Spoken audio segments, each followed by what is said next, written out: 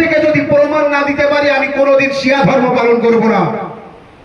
শিয়ারা তাই করে যা রাসূলুল্লাহ করেছে। শিয়ারা তাই করে যা রাসূলুল্লাহ করেছেন। আল্লাহর কসম করে বলছি রাসূলুল্লাহ আলী ওলিউল্লাহ করেছে তো আমরা করি, এর নাম শিয়া। রাসূলুল্লাহ হুসাইন করেছে তাই আমরা করি, এর নাম শিয়া। রাসূলুল্লাহ আলী ফাতেমা হাসান হুসাইন করেছে তাই আমরা করি, এর নাম শিয়া। রাসূলুল্লাহ মাতম করেছে, মাতম বুকে হাত মেরে হুসাইন বললে যে শব্দ বার হয় এর নাম মাতম। আর এই মাতম রাসূলুল্লাহ করেছে তাই আমরা করি। নবীর সুন্নাত হুসাইন করা আর নবীর সুন্নাতকে অমান্য করা, হুসাইন না করা, এটা হচ্ছে নবীর সুন্নাতকে অমান্য করা। এখন এক শ্রেণীর মৌলবী বার হয়েছে, পঞ্চতন স্বজন। পঞ্চতন কতজন? কোথার কোন কারখানার মৌলবী আল্লাহই জানে, কোন কারখানায় তৈরি হয় এই মাওলানা আল্লাহই জানে। পঞ্চতন শব্দের অর্থই পাঁচ।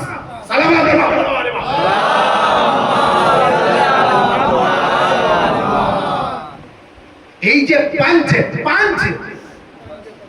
পাঁচ মানে পাঁচ, জানে না ফার্সি? আর এটা ফার্সি শব্দ।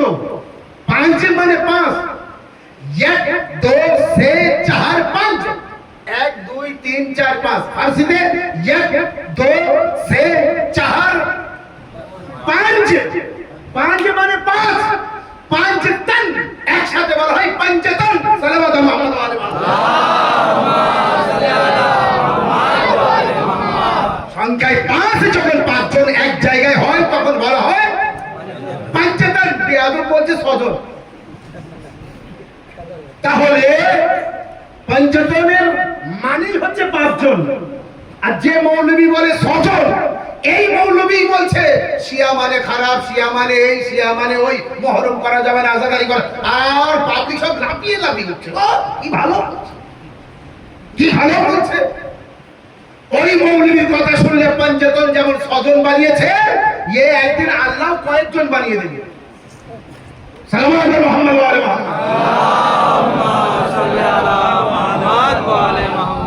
এই সমস্ত মৌলবী সাহেবরা যদি মাদ্রাসায় দুপাতা পড়তো তাহলে এই আমাদের ভিতরে এত ভেদাভেদ দেখা যেত না। মুহররম মানে কি? আমরা শিয়া ইসনাশারি যেটা করি, আমরা মজলিস করি, আমরা আল্লাহর জিকির করি, নবীর জিকির করি, কোরআনের জিকির করি, ইসলামের জিকির করি, হুসাইনের জিকির করি, আহলে বায়তের জিকির করি, কারবালা স্মরণ করি, এর নাম মজলিস। আমার আপনার নবী বলেছেন যে এক জায়গায় মজলিস হচ্ছে, মজলিস কোরআন হাদিসের আলোচনা হচ্ছে, জিকরে আহলে বায়ত হচ্ছে, দ্বীন ইসলামের আলোচনা হচ্ছে, মজলিস হচ্ছে। আর পাশ দিয়ে নামাজে জানাজার জন্য একটি মাইয়াত যাচ্ছে দাফন করার জন্য। সাহাবায়ে কেরামরা জিজ্ঞাসা করেছেন, ইয়া রাসূলুল্লাহ, ওই জানাজা যাব না মজলিসে যাব? আল্লাহর নবী বললেন, ওই জানাজা দাফন করার মতো কয়েকজন যদি থাকে তারাই দাফন করুক, বাকি সবাই সমস্ত লোক মজলিসে এসে বসে। এই নবীর উম্মতিরা, মজলিসের কত গুরুত্ব একবার বুঝে রাখো। না যে মাইয়াতকেও বলছে কয়েকজন যে দাফন করো, বাকি সমস্ত লোক মজলিসে যাও। মজলিস আরে বলছে 1000 বার উমরা হজ করার থেকে উত্তম মজলিসে ইমাম হোসেন সালাওয়াত মুহাম্মদ ওয়া আলি মুহাম্মদ।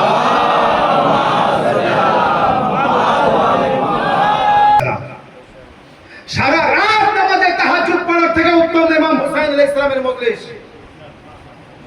আসলে মজলিসে, এই মজলিসের কত সালাওয়াত, আর এই মজলিসের বিরোধিতা করা, আল্লাহর কসম করে বলছে এই মজলিসের বিরোধিতা করা মানে নবীর বিরোধিতা করা, নবীজির বিরোধিতা করা। কারণ ইমাম হুসাইন আলাইহিস সালাম যেদিন জন্মগ্রহণ করেছেন সেই দিনই ইমাম হুসাইন আলাইহিস সালামের হাতে নিয়ে রাসূলুল্লাহ মজলিস করেছেন।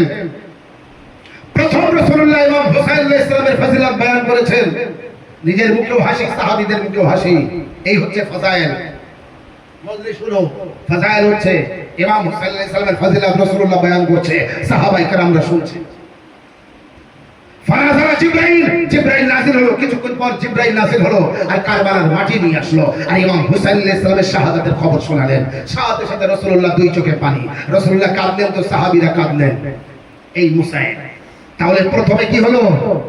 ফাজাইল, শেষে হলো কারবালার মুসাইব। ইমাম হুসাইন আলাইহিস সালামের ফাজাইল ও মুসাইব সর্বপ্রথম যিনি পড়েছেন তিনি রাসূলুল্লাহ। তার আগে রাসূলুল্লাহকে যে শুনিয়েছেন যিনি জিবরাইল আমিন, আর তার আগে জিবরাইলকে যে শুনিয়েছে সে হলো আল্লাহ তাআলা। নারে তাকবীর, আল্লাহু আকবার, নারে তাকবীর, আল্লাহু আকবার, নারে রিসালাত, ইয়া রাসূলুল্লাহ, নারে রিসালাত, ইয়া রাসূলুল্লাহ, নারে হায়দারি, নারে হায়দারি, লব্বাইক ইয়া হুসাইন, লব্বাইক ইয়া হুসাইন, লব্বাইক ইয়া হুসাইন, মুহাম্মদ ওয়া আলি মুহাম্মদ সাল্লাল্লাহু